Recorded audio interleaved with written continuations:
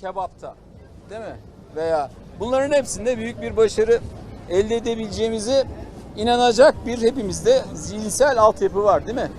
Ama herhangi bir teknolojik alanda niye yok sizce? Yani niye Türk'ün evladı bir gün dünya nispetinde en yüksek teknolojiyi geliştiremez? Niye? Yani soruyu tersten soralım. Demek ki böyle bir inanış yok. Belki buna inanman lazım. Sonra da büyük bir ruhla, özveriyle, gayretle hayatını adaman lazım. Mesela Baykar'ın hikayesine bakın. Özdemir Bayraktar ve ben ve abim, annem iş yerinde halen daha yaşıyorlar. Babam ölene kadar iş yerindeydi. Hayatında bu konuyu adamıştı.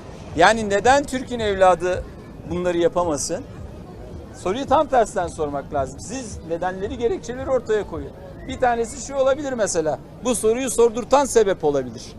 Nedir o? Biz zaten yapamayız. Teknofest'i niye yapıyoruz? İşte tam da bunu yıkmak için yapıyoruz. Tam da bunun yıkıldığı yer Teknofest. Dolayısıyla bu gibi örneklerin olmamasını sorgulamamız lazım bizim. Bir tane oldu, nasıl oldu demektense bunun gibi onlarca örneğimiz olması lazım. Niye inanmadık bugüne kadar? Bunun sebeplerini görmemiz lazım. Niye inanıp bu konulara hayatımızı adayıp bunları yapmadık?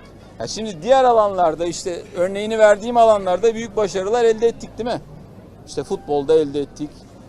Ne bileyim işte kebapta elde ettik. Değil mi? Niye siyalarda elde etmeyelim? Çünkü kimse